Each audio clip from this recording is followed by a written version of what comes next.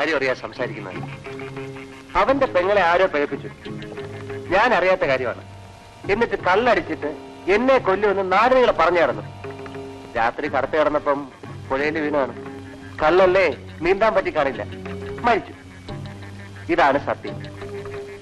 നിനക്ക് വിശ്വാസം ആവുന്നില്ലെങ്കിൽ വാ കാണിച്ചു തരാം.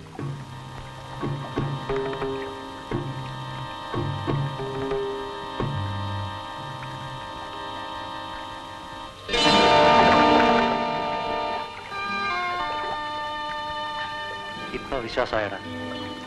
തമ്പുരാൻകുട്ടിക്കെതിരെ തിരിയുന്നതിന്റെ എല്ലാം ഗതി ഇതായിരിക്കും.